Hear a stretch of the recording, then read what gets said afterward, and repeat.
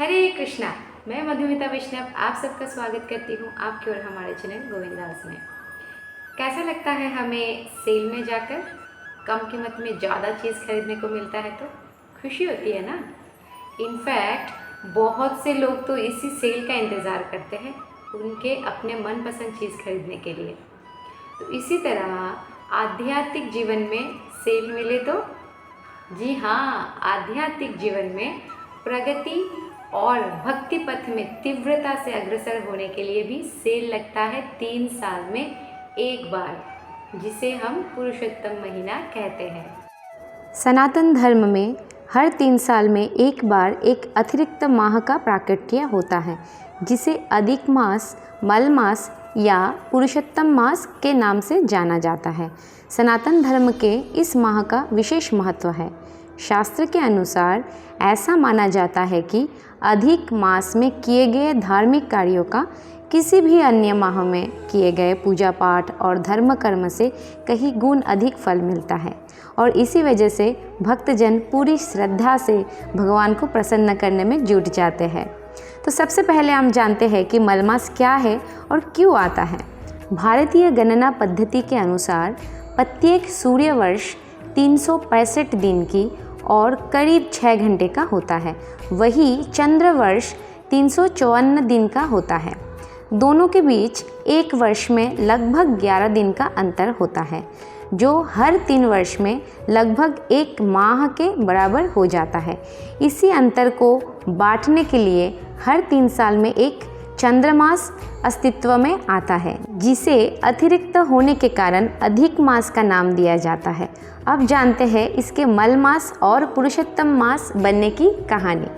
साधारणतः सूर्य प्रत्येक मास में एक अलग राशि में प्रवेश करते हैं और सूर्य के इस अलग राशि में प्रवेश करने पर ही उस माह में कोई भी शुभ या पवित्र कार्य करने के लिए मुहूर्त निकालने जाते हैं।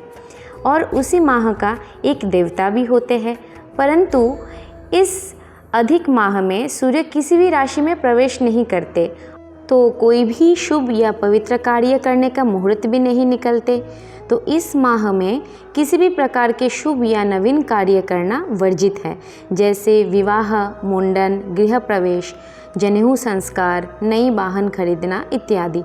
और ये होने पर किसी भी देवता ने भी इस माह को नहीं अपनाया है और कोई भी शुभ कार्य का मुहूर्त नहीं होने के कारण इसे मलमास कहा जाने लगा। मलमास की देवी अत्यंत दुखी और उदास होकर रोती हुए विष्णु जी के पास गई और अपना दुखड़ा सुनाया।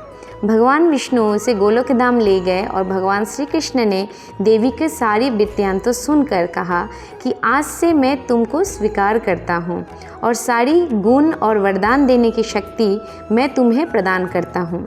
भगवान ने उनका नाम पुरुषोत्तम भी उसे दे दिया और कहा कि आज से तुम पुरुषोत्तम मास के नाम से जानी जाओगी। जो भी व्यक्ति इस माह में व्रत, पूजा, तपस्या इत्यादि करेगा, उन सभी को वरदान देने की शक्ति जितना मुझ में है उतना ही तुम्हारे भी होगी। और इसी प्रकार भगवान ने उसे वरदान देकर माला माल कर दिया और तब से उसका नाम पड़ा पुरुषोत्तम मास। जो भी इस माह का व्रत रखेगा उसे अन्य धर्म पूजा पाठ से 1000 गुना फल ज़्यादा मिलेगा। जो भी पुरुषोत्तम मास का व्रत रखते हैं उनके कुंडली के सारे ग्रह दोष नष्ट हो जाते हैं। जो भी इस व्रत को करते हैं उनको 100 अश्वमेध यज्ञ का फल मिलता है। जो भी इस पुरुषोत्तम मास का व्रत रखते हैं उन्हें वैकुंठ और गोलोक धाम की प्राप्ति होती है। तो ये तो हो गए व्रत की महिमा। अब मैं आपको बताऊंगी पुरुषोत्तम माह का व्रत कैसे रखना है। 5 ऐसी चीज़ें बताऊंगी जो आपको करना है और 5 ऐसी चीज़ें बताऊंगी जो आपको बिल्कुल भी नहीं करना है। पहले ऐसी चीज़ें बताऊंगी जो आपको करना है। पहला, ज़्यादा से ज़्यादा हरि नाम का जप करना है। माह का नाम अधिक है तो अधिक से अधिक हमको जप करना है। अगर आप 2 माला करते थे उसका 4 कर दीजिए और 4 करते थे तो 8 कीजिए, 8 का 16 और 16 का 32 कर दीजिए।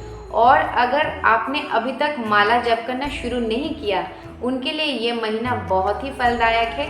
इसी महीने से आप जप करना शुरू कर सकते हैं। दूसरा, दान करना है।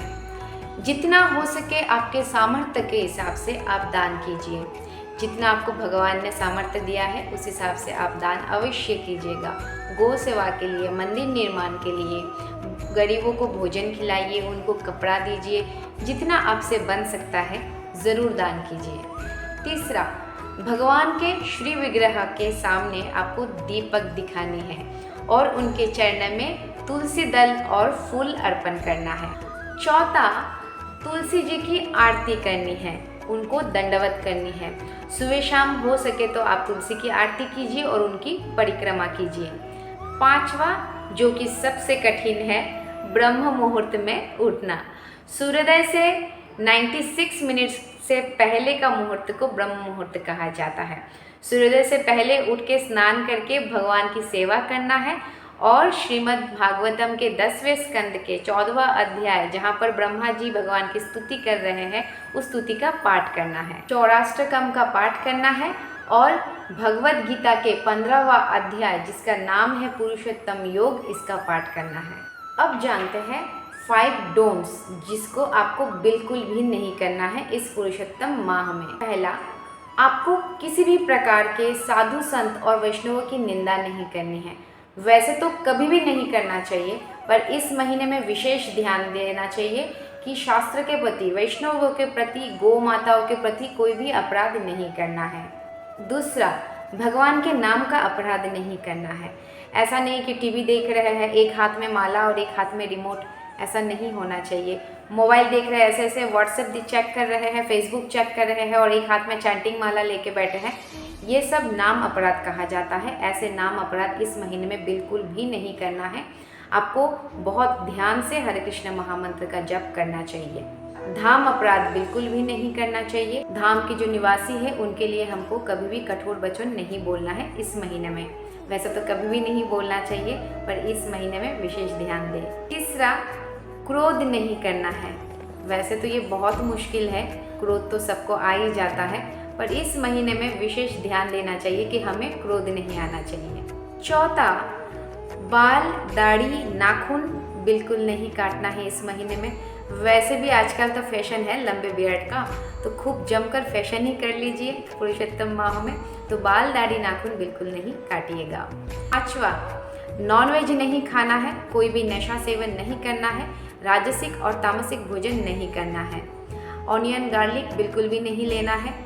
सात्विक पद्धति से भोजन बनाइए और भगवान को तुलसी दल के साथ भोग लगाइए और फिर आप प्रसाद पाइए।